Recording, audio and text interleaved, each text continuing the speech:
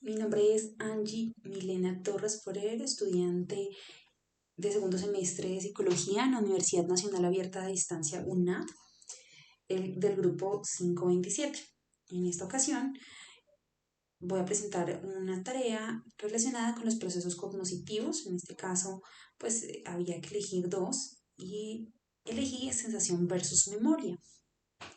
Contenido de la presentación. Vamos a hablar, en primer lugar, de la definición o conceptualización del proceso cognitivo, memoria versus sensación, con su cita textual. Como segundo punto, hablaremos sobre las estructuras o áreas cerebrales implicadas en el proceso cognitivo de la memoria y sensación. En tercer lugar, hablaremos sobre la clasificación o tipologías de este proceso cognitivo. Y finalmente, estará el tema de patologías o trastornos que puede relacionarse con el proceso cognitivo, ya sea por alguna lesión física o falta de práctica, incluso entrenamiento de los procesos cognitivos. Finalmente, las referencias. Introducción. Los procesos cognitivos son el conjunto de estructuras y procesos mentales del ser humano, los cuales le permiten una coordinación por medio de la atención, percepción, pensamiento, memoria y lenguaje. Se dan cuando el individuo realiza actividades cotidianas y experimenta estímulos que involucran sus sentidos y el funcionamiento de los mismos para interpretar y construir conocimiento o experiencias en base a mecanismos como la lectura, observación o escucha. A continuación veremos dos ejemplos de estos procesos con sus características para poder entenderlos más a fondo. Hablamos sobre la sensación en este caso, que para Suárez 2016, la sensación es uno de los sentidos a través de los cuales se captan los estímulos del medio y es un proceso más relacionado con lo biológico. Es decir, es el proceso donde le permite al cerebro tomar información que recibe a través de los sentidos para interpretarla. En este sentido, la sensación es todo aquello que experimenta un individuo al tener contacto con el medio externo. Esto se da a través de los órganos sensoriales que llevan la información al cerebro para luego procesarla e interpretarla de manera organizada y coordinada. Por otro lado, hablaremos de la memoria. Como cita en este caso Fuenmayor y Villasmil, 2008, se entiende por memoria la capacidad de retener y evocar información de naturaleza perceptual o conceptual. Según Viramonte 2000, en la página 31, significa que la memoria es la facultad por medio de la cual se retiene y recuerda el pasado.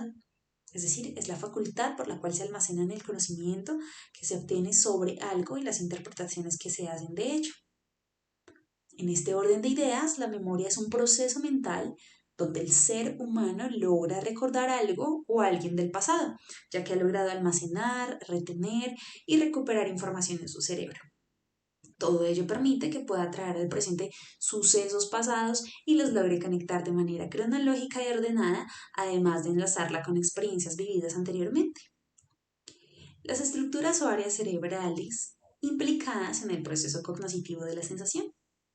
Principalmente vamos a hablar del lóbulo parietal, donde se encuentran las sensaciones, el lenguaje, la percepción, la conciencia corporal y la atención, que dan en esta región del cerebro. Por otro lado está el lóbulo occipital, donde se dan los procesos de visión y percepción, la parte de detrás del cerebro. También vamos a encontrar el área de Wernicke, donde se da la comprensión del lenguaje. El cerebelo es una de las partes del cerebro que regula la postura, el balance y la coordinación de movimiento. También encontramos en esta región del cerebro el tallo cerebral, donde se dan la digestión y procesos importantes como la respiración y el ritmo cardíaco. El lóbulo temporal, que está situado a cada extremo del cerebro, es una región donde se dan importantes procesos como la audición, el lenguaje y la memoria.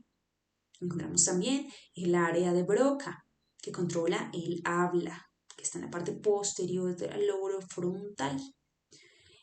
También hablamos del lóbulo frontal, donde se dan el movimiento, la resolución de problemas, la concentración, pensamiento, el comportamiento, la personalidad y el humor.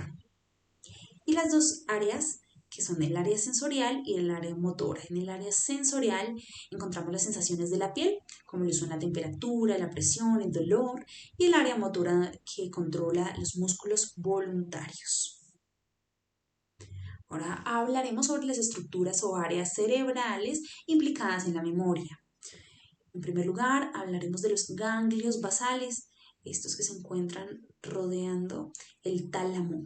En los ganglios basales se da el aprendizaje que va relacionado con el estímulo-respuesta.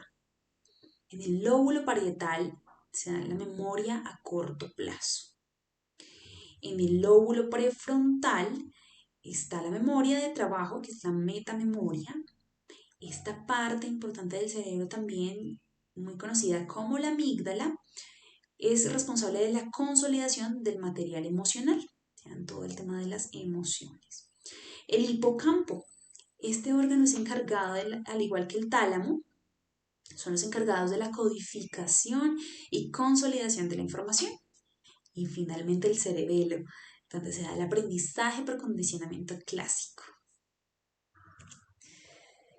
Bueno, vamos a hablar de la clasificación o tipologías de la sensación. En este caso, para Forigua 2018, la clasificación o tipología de la sensación son los órganos de los sentidos, donde está la vista, la audición, el sentido del tacto, el gusto y el olfato.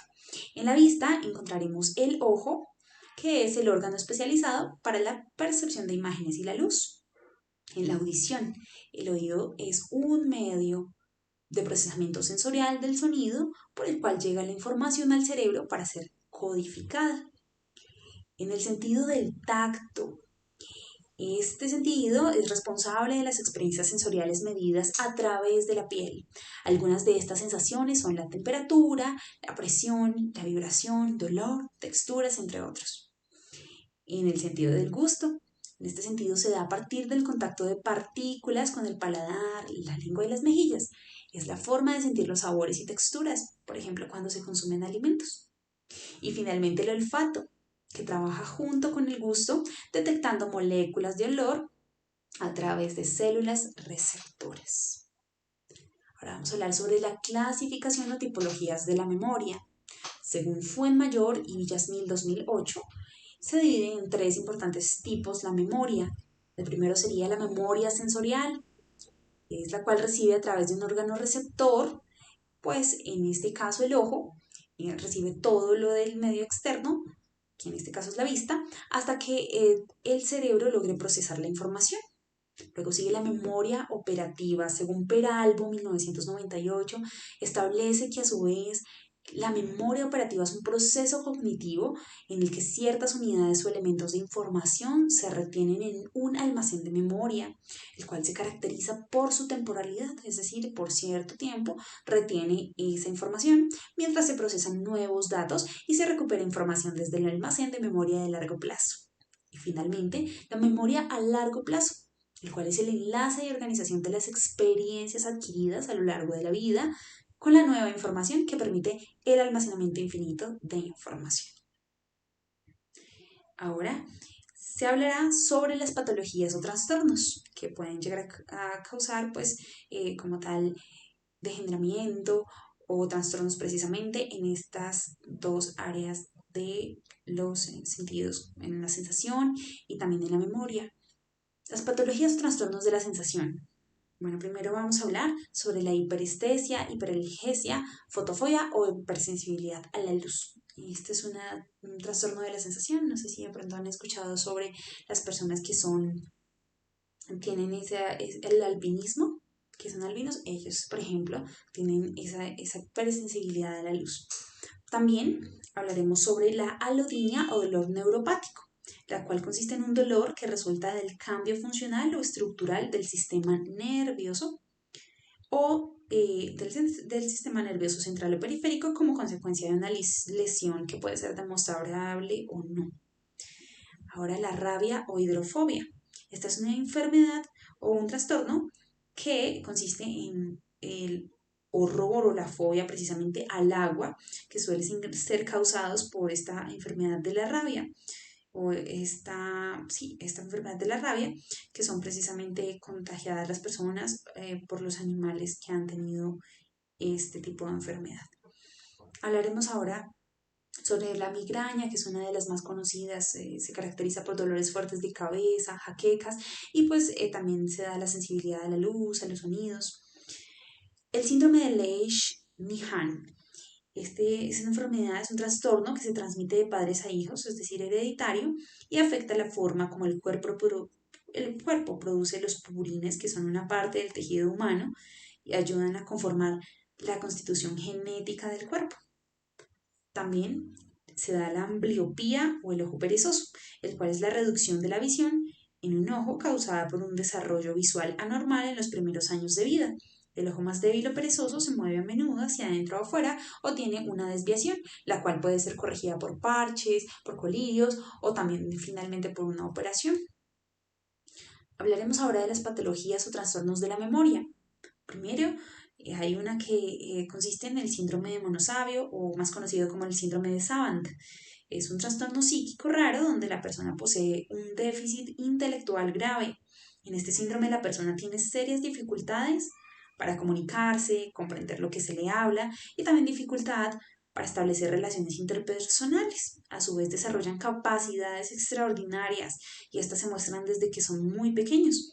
Un ejemplo de ello es el trastorno del espectro autista o el trastorno del desarrollo o de pronto si han escuchado el síndrome de Asperger, también esto sería pues un ejemplo de ello.